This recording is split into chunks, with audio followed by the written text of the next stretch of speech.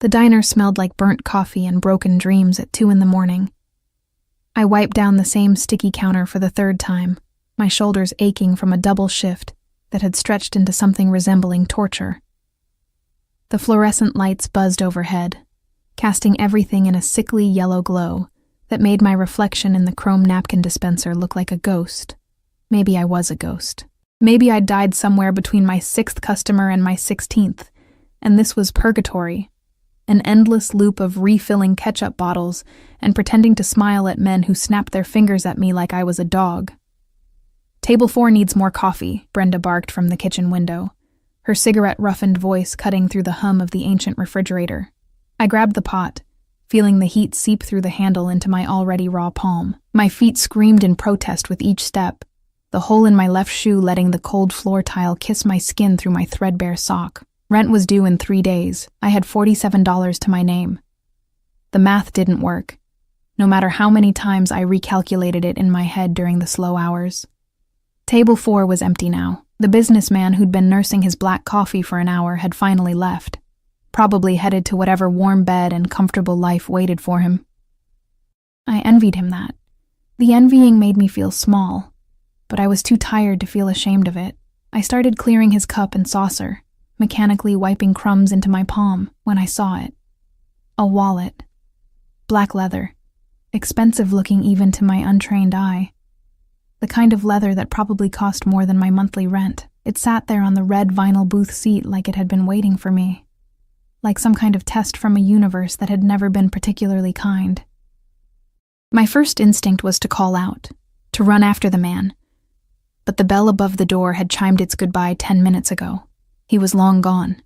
My second instinct, the one I hated myself for, was to look inside. Just to see. Just to know what kind of money lived in a wallet like that. I picked it up. Heavy. Real. The leather was soft against my fingertips, still warm from his body heat. I shouldn't have opened it. I knew I shouldn't have.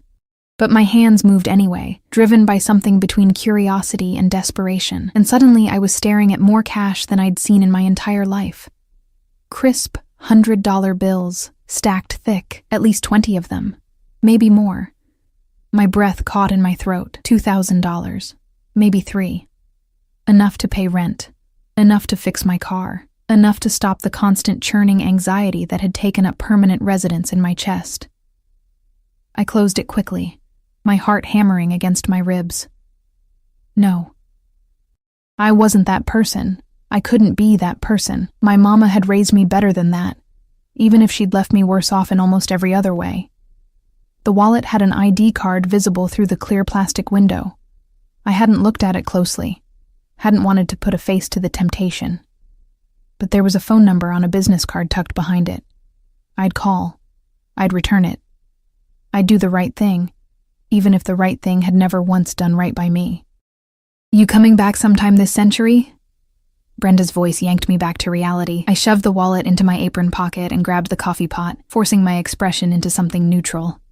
"Yeah, sorry." The rest of my shift crawled by. Every time I moved, I felt the weight of that wallet against my hip, a constant reminder of roads not taken. By the time I clocked out at 6 a.m., the sun was just starting to bruise the horizon with streaks of pink and gold. Beautiful. If you had the energy to appreciate beauty. I didn't. My apartment was a 4th-floor walk-up in a building that should have been condemned a decade ago. The stairs creaked under my weight, and somewhere below me, a baby was crying. It was always crying, that baby. Like it knew something the rest of us had forgotten about how unfair the world was. I dropped my keys twice before I managed to unlock the door. Inside, the radiator clanked and hissed, providing just enough heat to keep the place hovering above freezing. My studio apartment was exactly large enough for a bed, a hot plate, and the crushing weight of my failures. I'd tried to make it home. A thrifted blanket here, a plant there, now dead. But poverty had a way of making everything look temporary. I pulled the wallet from my apron and set it on the rickety folding table that served as my dining room, office, and general life headquarters. Under the weak light of my single lamp, I could finally look at it properly. The ID card showed a man's face. Even in the small photo, even through the scratched plastic, I could tell he was handsome. sharp jawline, dark eyes that seemed to look through the camera rather than at it. The name read, Dante Moretti. The address was in the hills, the part of the city where people like me only went to clean houses or serve canapes at parties. The business card behind it was simple. Expensive cardstock, black with silver lettering, just a name and a phone number, no business name, no title. Like he didn't need to explain who he was. I should have called right away. I should have dialed that number the moment I got home. Instead, I made instant coffee with water I boiled on the hot plate and sat staring at that wallet for 20 minutes, turning it over in my hands like it might reveal some secret about how people got to live the kind of life where losing $2,000 was just an inconvenience. Finally, I picked up my phone, a cracked screen piece of garbage that I'd had for 4 years, and dialed before I could talk myself out of it. It rang once, twice. On the third ring, a voice answered. Who is this? Not hello. Not Dante Moretti speaking, just a demand, cold and sharp enough to cut. My voice came out smaller than I wanted it to. Hi, I found a wallet at the diner where I work. I think it belongs to... Where are you? It wasn't a question. I blinked, thrown off by the interruption. I'm at home, What diner? Sam's Diner, on 5th and I know where it is. A pause. I could hear something in the background. Voices, maybe, or traffic. You have it with you. Yes, Don't touch anything else inside it. Don't open it again. Do you understand? The authority in his voice made me straighten up even though he couldn't see me. I already opened it. To find your number. I didn't take anything. Your name. What? Your name, he repeated, each word deliberate and heavy. Elena Torres. Silence. Long enough that I thought he might have hung up. Then, someone will come for it. Don't go anywhere. The line went dead. I stared at my phone, my heart racing for reasons I couldn't quite name. The conversation had lasted maybe 60 seconds, but I felt like I'd just been interrogated, or warned, or both. Someone will come for it. I looked down at the wallet in my lap. For the first time, a cold finger of unease traced down my spine. What kind of man talked like that? What kind of man had people to send to retrieve things for him at 6:30 in the morning? I set the wallet on the table like it might bite me and went to take a shower, letting the weak stream of lukewarm water wash away the diner smell and the bone-deep exhaustion. But it couldn't wash away the feeling that I'd just made a terrible mistake, not in finding the wallet, in calling to return it. I'd just put myself on the radar of someone who shouldn't even know people like me existed. I'd opened a door I didn't know how to close. And as I stood there in my falling-apart bathroom, water dripping from my hair onto my shoulders, I felt the first real tremor of fear.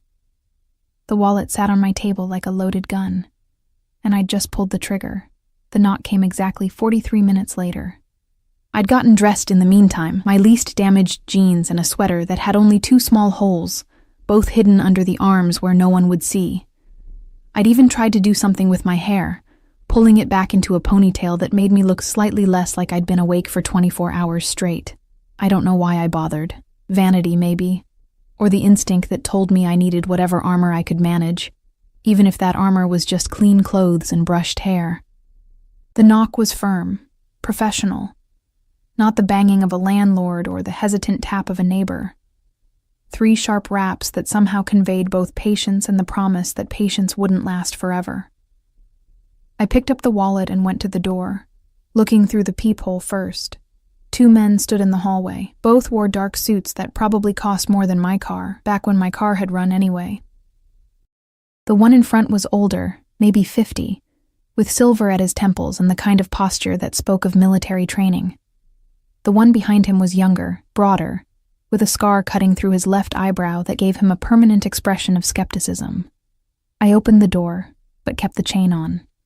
Hi, you're here for the wallet?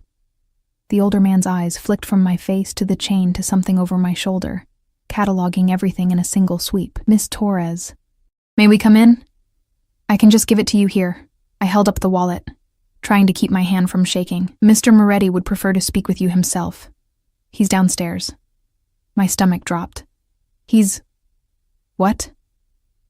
He wanted to thank you personally for your honesty. The words were polite, but something in the way he said them made them sound like a summons rather than an invitation. I looked past them to the stairwell. I didn't need a personal thank you. I was just doing the right thing. Nevertheless, the older man's expression didn't change. He's waiting. Every instinct I had screamed at me to shut the door, to throw the wallet at them and pretend this had never happened.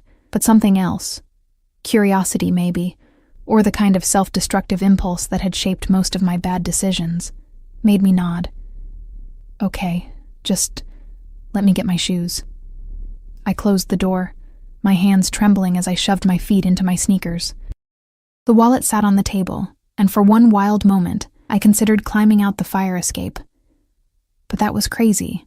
I was returning something I'd found. That was all. There was no reason to be afraid, except for the cold voice on the phone, the men in expensive suits, the way they'd known exactly where I lived without me telling them. I grabbed my jacket and the wallet, took a breath that did nothing to steady my nerves, and opened the door. The men led me downstairs in silence. The one with the scar walked behind me, and I could feel his presence like a hand on my back, guiding me forward even though he never touched me. The older one moved ahead, clearing the path, though there was no one to clear it from at this hour on a Sunday morning. When we reached the ground floor, the front door opened onto a street that looked different than it had when I'd come home. A black SUV was parked directly in front of the building, sleek and enormous, its windows tinted so dark I couldn't see inside. It was the kind of vehicle that cost more than most people made in a year, maybe several years. The older man opened the rear passenger door. "Miss Torres," he said, gesturing for me to look inside. I leaned down slightly, and my breath caught. He sat in the back seat like he owned the entire world, and was just deciding whether to keep it or burn it down. Dante Moretti in person was nothing like his ID photo. That had been a ghost of the real thing. A shadow. This was the substance. He couldn't have been much older than 30, but he wore power like men twice his age never managed. Dark hair pushed back from his face, a jawline that could cut glass. But it was his eyes that stopped me, dark, almost black, and fixed on me with an intensity that made me feel like I was being X-rayed, catalogued, assessed, and found wanting all in the space of a heartbeat. He wore a black suit, white shirt, no tie. Even sitting down, I could tell he was tall, expensive watch on his wrist catching the morning light. The interior of the SUV smelled like leather and something else. Cologne, maybe.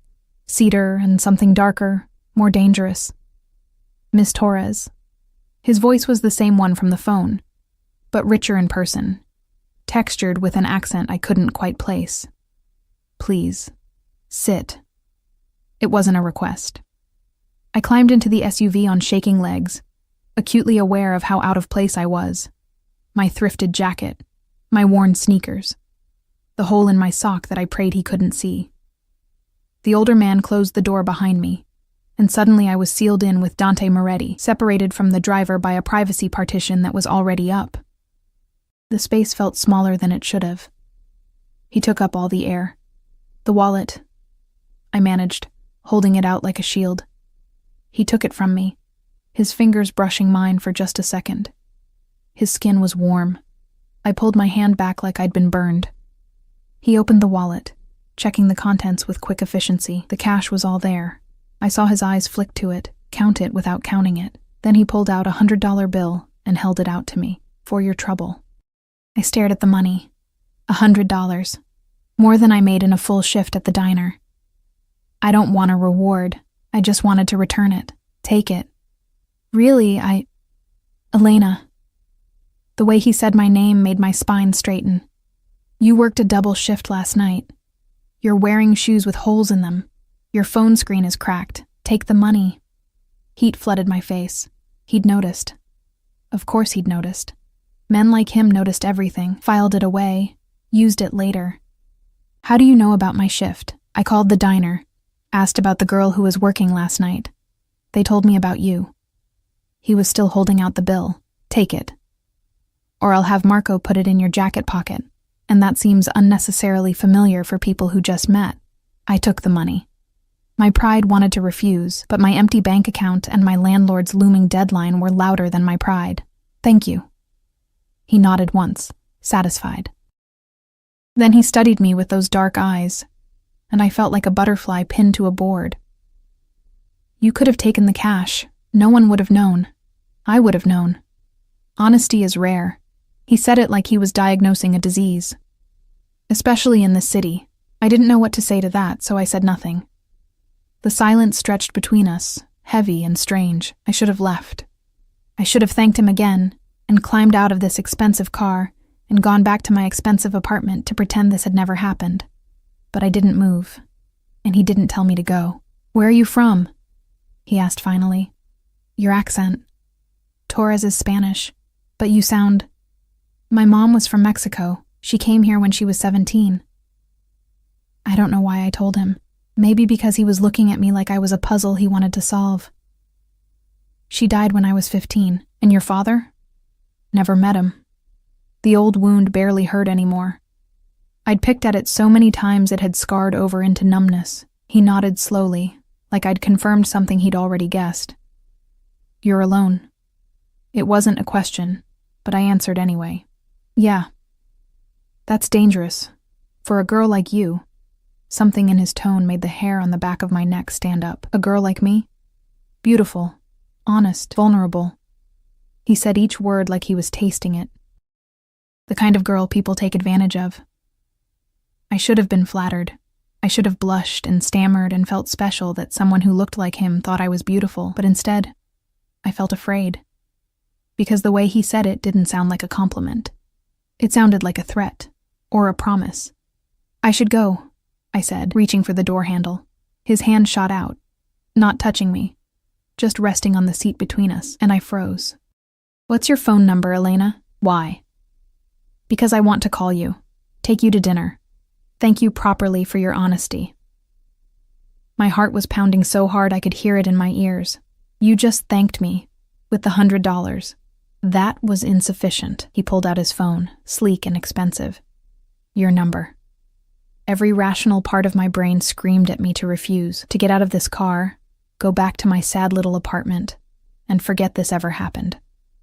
Men like Dante Moretti didn't take girls like me to dinner, and if they did, it wasn't for any good reason. But I heard myself saying the numbers anyway. Heard him typing them into his phone. Heard the soft chime as he saved my contact information. "I'll call you tomorrow," he said. Then he leaned forward slightly, and I caught that scent again, cedar and danger and something that made my stomach flip. Don't ignore it when I do. It was a command dressed up as a request.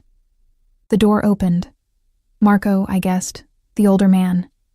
And I practically fell out of the SUV in my haste to escape. My legs felt weak. My hands were shaking. I stumbled back toward my building without looking behind me, feeling his eyes on me every step of the way. I didn't breathe properly until I was back in my apartment with the door locked and chained behind me.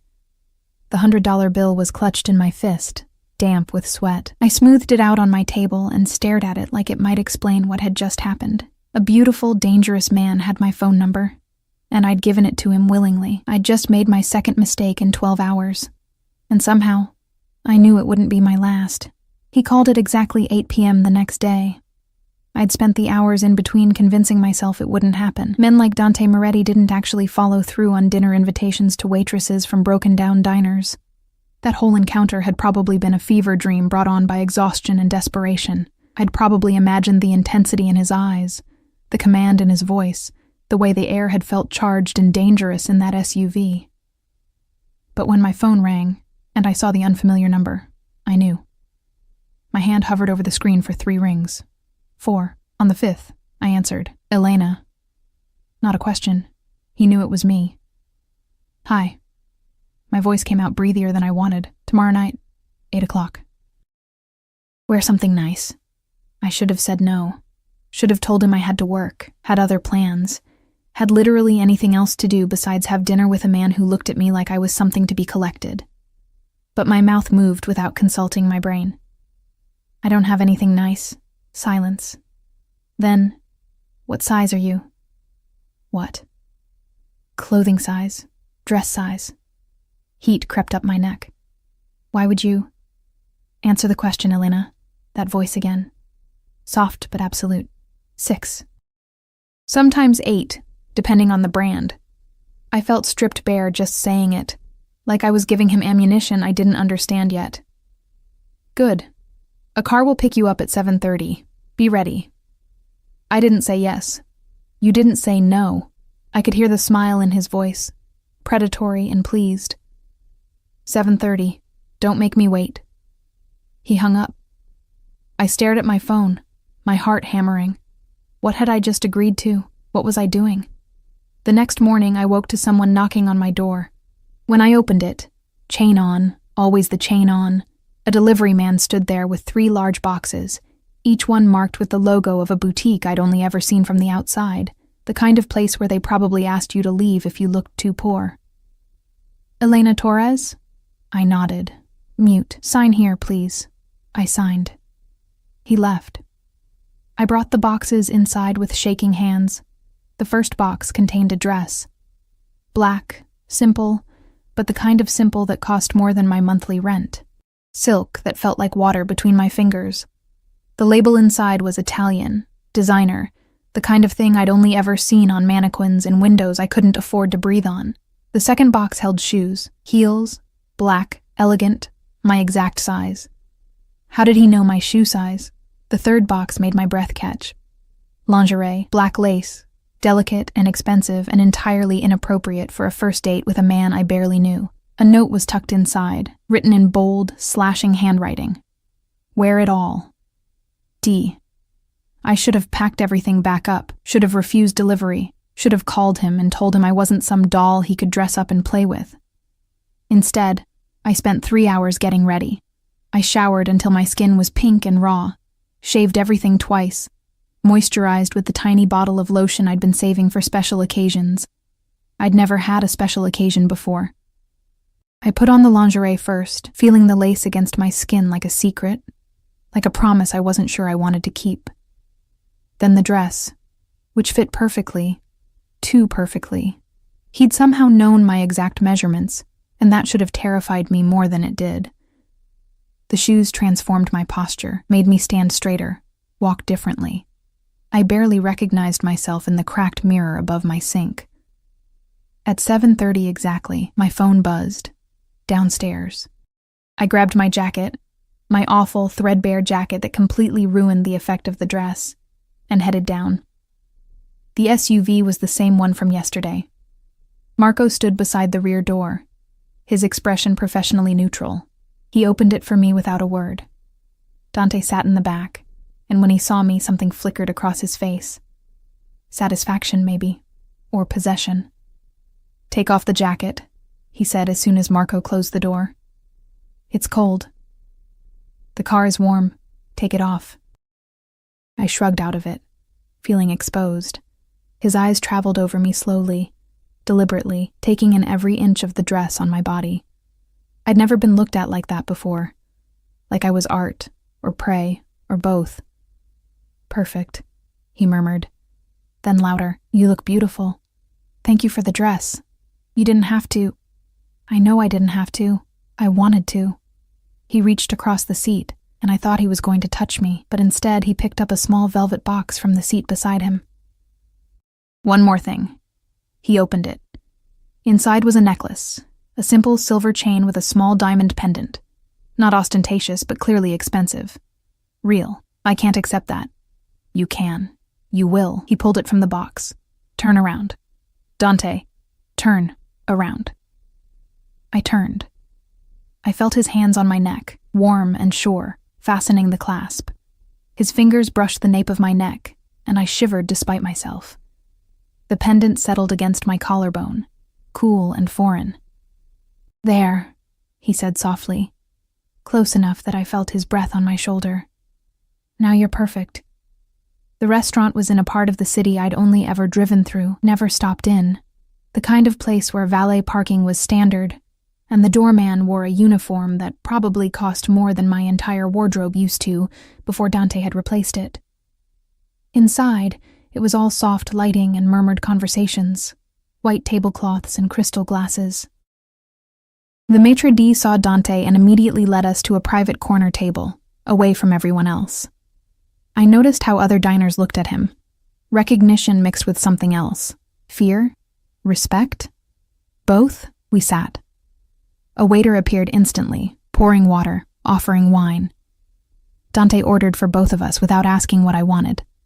I should have been annoyed. Instead, I felt relieved.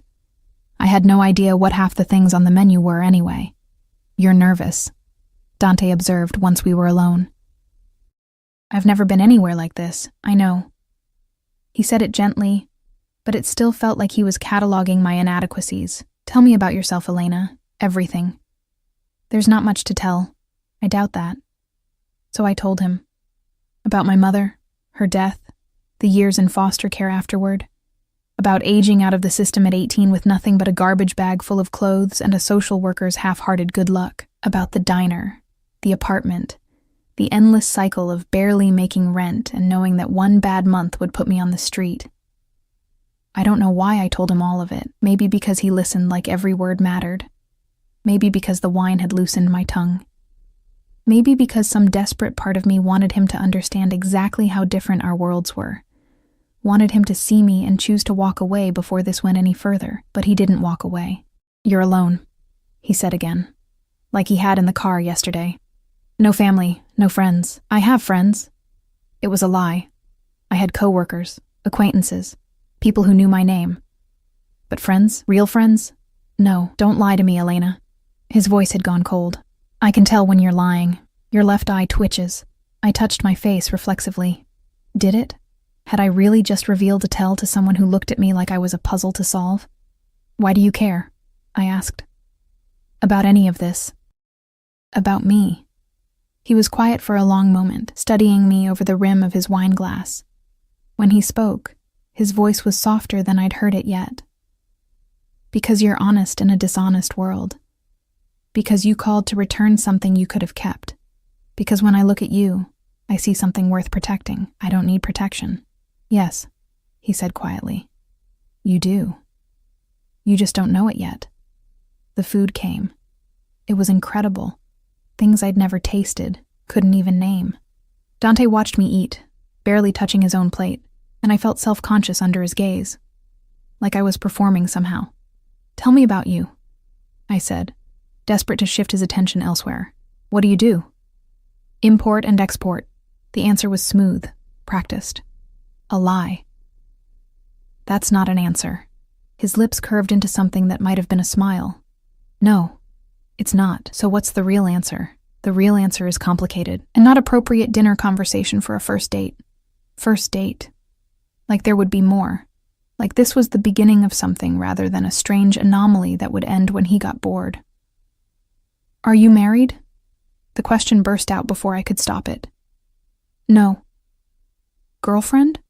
"No, why not? I gestured vaguely at him. "You." "Because I haven't found anyone worth the complication. Until now." The words hung between us, heavy with implication. I took a long drink of wine, needing something to do with my hands. "I'm not worth complicating your life for," I said finally. "I'm a waitress who lives in a building that should be condemned. We live in different worlds. Then I'll bring you into mine." He said it so simply, like it was already decided. "You just have to let me. I don't even know you. You will." He reached across the table, and this time he did touch me, his fingers wrapping around my wrist. His touch was warm, firm, possessive. I'm a patient man, Elena, but I'm also a man who knows what he wants. And I want you. My pulse jumped under his fingers. I knew he could feel it. "Why?" I whispered. "Because you're real. Everything else in my life is performance, strategy, calculation. But you're just yourself. Do you know how rare that is?" I pulled my hand back, needing space, needing air. "This is crazy. We met yesterday. And yet here we are." The waiter brought dessert, something chocolate and decadent that I couldn't even appreciate because my head was spinning. Dante paid with a credit card that was black and heavy, the kind I'd heard about but never seen. We left, and Marco was waiting with the SUV, and suddenly we were driving through the city with Dante's arm along the back of the seat. not quite touching me, but close enough that I felt the heat of him. "Where are we going?" I asked, when I realized we weren't heading toward my neighborhood. "My place. I want to show you something." Every warning bell in my head went off at once. I should go home. You should. But you won't. He turned to look at me, and in the dim light of the car, his eyes were almost black. "Because you're curious. Because you want to know what happens next. Because part of you, the part you try to ignore, wants exactly what I'm offering." Which is what? Everything.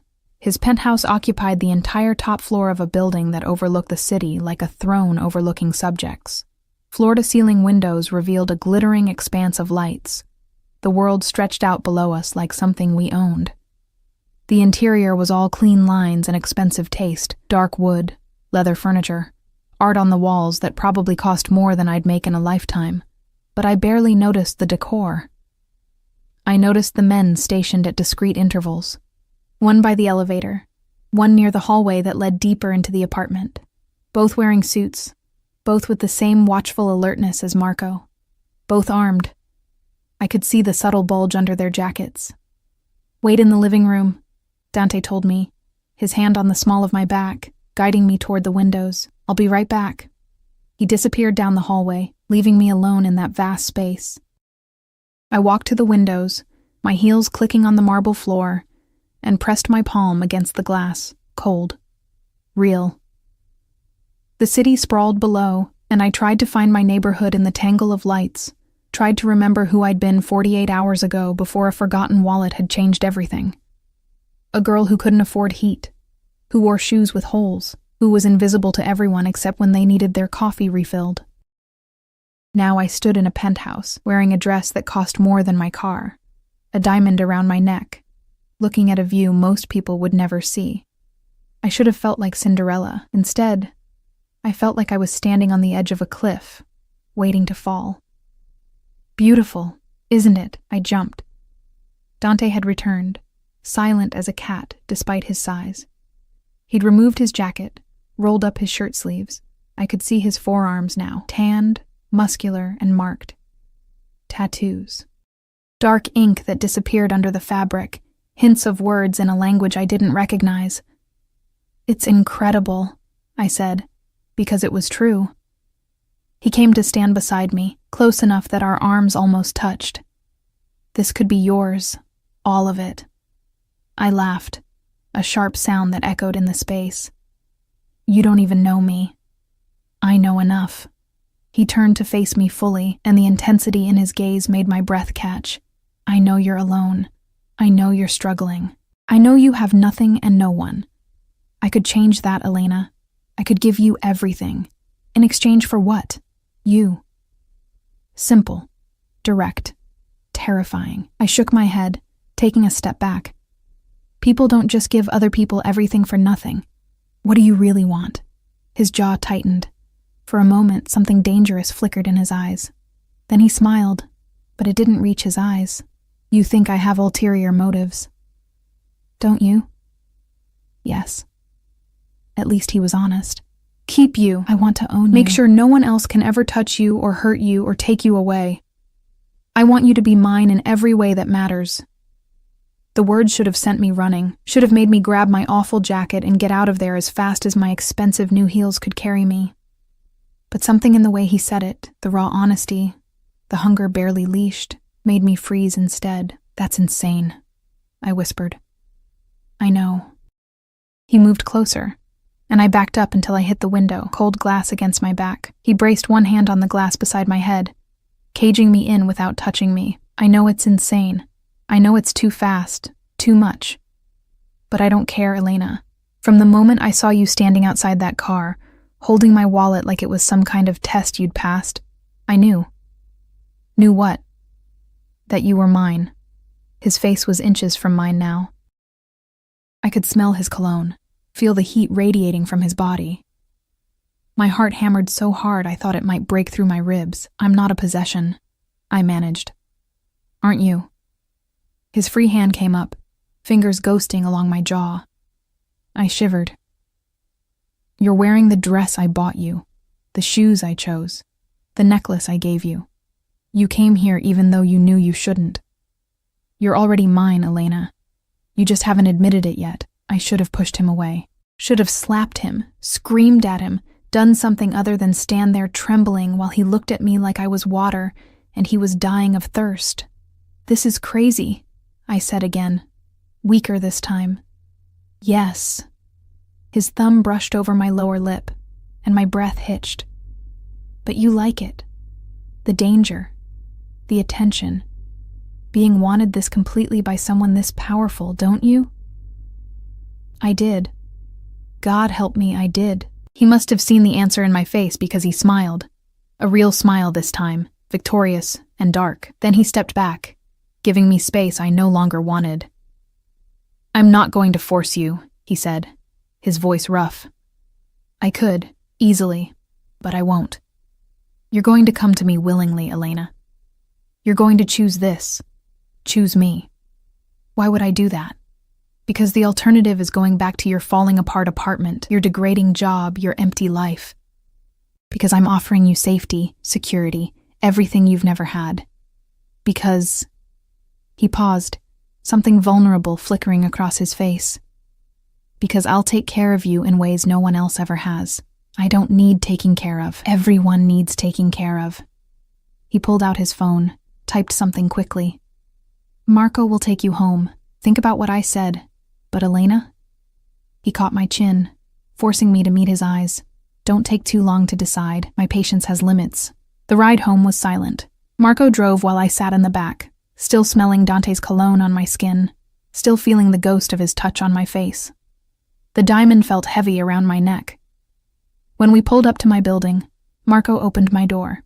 Miss Torres, Mr. Moretti wanted me to give you this. He handed me an envelope. Thick, expensive paper. Inside was $5,000 in cash and a note, for rent and anything else you need. You don't have to worry anymore. I stared at the money, my hands shaking. $5,000, more than I made in 3 months. Enough to pay rent for months, fix my car, buy groceries without counting every penny. All I had to do was accept it, accept him. I went upstairs in a daze, the envelope clutched in my hand. Inside my apartment, everything looked shabbier than before. The stained carpet, the leaking faucet I couldn't afford to fix, the radiator that barely worked. 48 hours ago, this had been my life. Now it felt like a prison I'd somehow forgotten I was living in. I set the money on the table next to the $100 bill from yesterday. Was it really only yesterday? And stared at it for a long time. Then I did something stupid. I called him. He answered on the first ring. Elena. The money. I can't. You can. You will. Consider it a gift. Gifts come with strings attached. Not this one. Whether you choose me or not, that money is yours. I don't want you evicted because you did the right thing by returning my wallet. The kindness in his voice was somehow worse than the possession. I could resist possession. Kindness was harder. Why are you doing this? I asked, my voice breaking. I told you. Because you're worth protecting, even if you're protecting yourself from me. I don't understand you. You will. Give it time. A pause. Did you like the lingerie? Heat flooded my face. That was inappropriate. That's not what I asked. I closed my eyes. Yes. Good. Wear it tomorrow. I'm taking you shopping. Dante, 10 a.m. Marco will pick you up. Wear something comfortable. We have a lot to do. I have to work. Call in sick. I can't just... Elena, that voice again. Soft and absolute. Call in sick. I'll replace whatever wages you lose. This isn't a request. I should have told him no. Should have told him he couldn't just command my life like I was one of his guards or subordinates or whatever those armed men in his penthouse were. But I didn't. Okay, I whispered. Good girl. The approval in his voice made something warm unfurl in my stomach. 10 a.m. Don't make me wait. He hung up. I sat there in my terrible apartment, surrounded by money I hadn't earned, wearing a dress I couldn't afford, a diamond around my neck that probably cost more than I'd make in a year. 3 days ago, I'd been invisible. Now I was seen, wanted, owned. And the worst part? I was starting to like it. I fell asleep on my bed fully dressed, too tired and confused to change, and dreamed of dark eyes and dangerous promises, and the feeling of being caged by someone who looked at me like I was the only thing in the world worth having. When I woke up, my phone showed 3 missed calls from Brenda at the diner. I called her back. "I'm sick," I lied. "I can't come in today." "You sound fine to me. Food poisoning. I'll be back tomorrow." I hung up before she could argue. Then I looked at the dress pooled around my body, the shoes kicked off beside the bed, the money on the table. I'd made my choice. I just hadn't admitted it yet. At exactly 10 a.m., I was waiting downstairs when the SUV arrived. The shopping trip was surreal. Dante took me to stores I'd only ever seen from the outside, places where security guards watched you enter like they were deciding whether you belonged. But with him beside me, his hand possessive on the small of my back, his presence commanding every room we entered, doors opened like magic. Sales associates appeared instantly, offering champagne and smiles that were actually genuine instead of the plastic customer service masks I knew so well from the diner. He bought me everything. Dresses, shoes, coats that felt like wearing clouds. Lingerie that made me blush just looking at it while he watched with dark, hungry eyes. Jeans that actually fit, sweaters soft as sin, a winter coat that would actually keep me warm. "You don't have to do this," I said for the 100th time as a saleswoman wrapped tissue paper around another purchase. "I know." He didn't look away from the rack of dresses he was examining. "But I'm going to anyway. You need clothes. I have money. Simple. Nothing about this is simple." He turned to me then, and something in his expression made my breath catch. "No, it's not. But it could be, Elena, if you stopped fighting it." "Fighting what?" "This. Us." He stepped closer, and even surrounded by racks of expensive clothes and hovering salespeople, the world seemed to narrow to just the 2 of us. "The fact that you're mine now, whether you've accepted it or not. You can't just claim people. I can." His voice dropped lower. "I do. And I'm claiming you." Before I could respond, his phone rang. He glanced at it, and something shifted in his face, the mask sliding into place, the businessman replacing the man who'd just been looking at me like I was his favorite possession. "I need to take this." He answered in rapid Italian, his voice sharp and commanding. I caught a few words: money, shipment, problem, before he walked away, leaving me standing among thousands of dollars of clothes I hadn't asked for. The saleswoman smiled at me. "He's very generous with you. He barely knows me. Men like that." She glanced toward where Dante stood, phone pressed to his ear, his whole body radiating controlled violence. "They don't do anything halfway. When they want something, they take it. You're lucky he wants to take care of you instead of—" She stopped herself, the smile faltering. "Instead of what?" "Nothing. Let me show you these shoes." But I'd heard the unspoken ending. "Instead of destroy you." We left the store with more bags than I could carry. Marco materialized from wherever he'd been waiting to take them to the car. Dante's hand found my waist again, and he guided me down the street like he owned the sidewalk, the buildings, the very air we breathed. Maybe he did. "Lunch?" he said. Not a question. Never a question with him. He took me to a small Italian restaurant tucked away on a side street, not fancy like the place we'd gone for dinner, but intimate. The owner greeted Dante like family, kissing both his cheeks and speaking rapid Italian that made Dante laugh, actually laugh. The sound rich and genuine, and so different from his usual controlled tone that it stopped me in my tracks. They spoke for a few minutes, the old man's eyes drifting to me with open curiosity, and something that might have been approval. Then Dante's hand was on my back again, guiding me to a private table in the corner where we could see the whole restaurant, but no one could easily see us. "He thinks you're beautiful," Dante said once we were seated. "He also thinks I don't deserve you." "He's right. Probably." He poured wine from a bottle the owner had brought without being asked. "But I'm keeping you anyway." We ate pasta that tasted like someone's grandmother had made it with love and time and ingredients I couldn't begin to name. Dante told me about this place, how he'd come here as a kid with his father, before he stopped himself. "Before what?" I asked. "Before everything changed." His expression closed off. "Eat. You're too thin." "I'm not." "You are. I can see your collarbone. When was the last time you ate a full meal that didn't come from the diner?" I couldn't remember. I eat fine. You starve yourself because you can't afford food. That ends now. He said it with such finality, like he could simply decree my poverty out of existence. From now on, you eat properly. You sleep in a bed that doesn't have a broken spring. You live somewhere with heat that actually works. I can't afford... I can. He leaned forward, and his eyes were intense. Let me take care of you, Elena. Stop fighting me on this. Why do you even want to? You could have anyone. Models, actresses, women from your world who understand. I don't want them. I want you. He said it so simply, like it was the most obvious thing in the world. The way you look at me like I'm dangerous. The way you're terrified but still here. The way you try so hard to maintain your pride even when you're drowning. I want all of it. All of you. You don't know me well enough to want all of me. Then let me get to know you. His hand crossed the table, covering mine. His palm was warm, calloused. Move in with me. I nearly choked on my wine. What? Move in with me. Tonight, I'll have your things packed and moved before dinner. That's insane.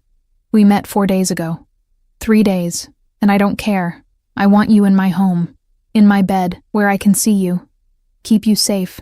Make sure you have everything you need. I'm not a pet. You can just... No, you're so much more than that. His grip on my hand tightened. You're mine, Elena, and I protect what's mine. From what? I'm a waitress. I don't have enemies or people after me, or you do now. His voice went cold. The moment you were seen with me, you became a target. Anyone who wants to hurt me will look at you and see opportunity. Weakness, leverage. Fear, cold and sharp, sliced through me. Then maybe I shouldn't be seen with you. Too late for that. He pulled out his phone, showed me a photo. It was from last night. Us leaving the restaurant, his hand on my back, me in the dress he'd bought. We looked like a couple. We looked like I belonged to him. This was taken by someone who works for people I'd prefer not to know about you. But they know now. Which means you need protection. My protection. I stared at the photo, at the way he was looking at me in it. Possessive. Proud. Like I was a treasure he'd found. What exactly do you do, Dante? Things that keep people safe. Things that solve problems. Things that sometimes require methods the law doesn't approve of. You're a criminal. I'm a businessman who operates outside certain legal frameworks. Yes, the Mafia. I said it quietly, but he heard. That word has certain connotations that aren't entirely accurate, but... He shrugged. Close enough. I should have stood up. Should have walked out. Should have run as fast and as far as I could from this beautiful, dangerous man who just casually admitted he was exactly what every rational part of my brain had been screaming he was from the beginning. But I didn't run. If I say no, I asked instead, to moving in, to all of this, then I'll have Marco follow you everywhere to make sure you're safe. I'll pay your rent so you don't get evicted. I'll make sure the diner gives you the best shifts and the best tips.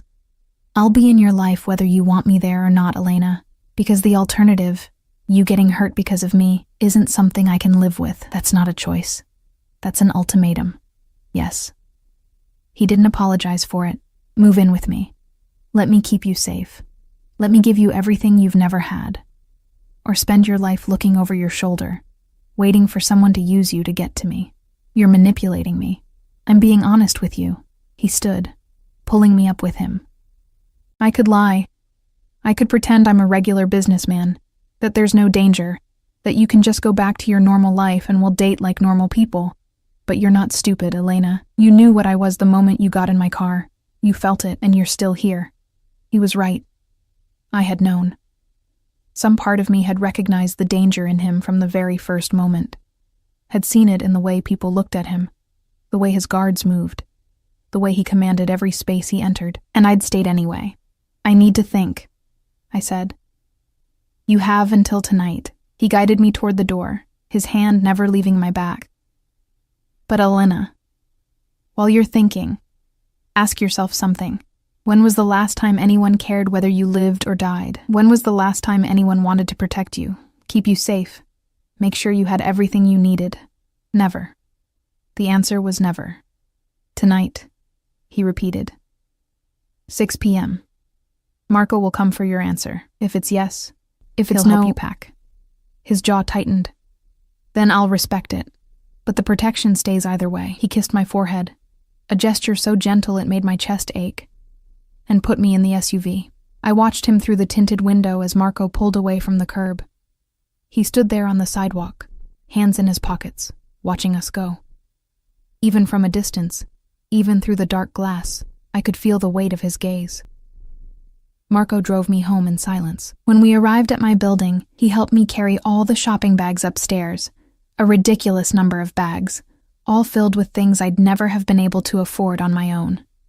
"Miss Torres," he said, as he set the last bag down inside my door. "For what it's worth, Mr. Moretti is a good man. Dangerous, yes, but good.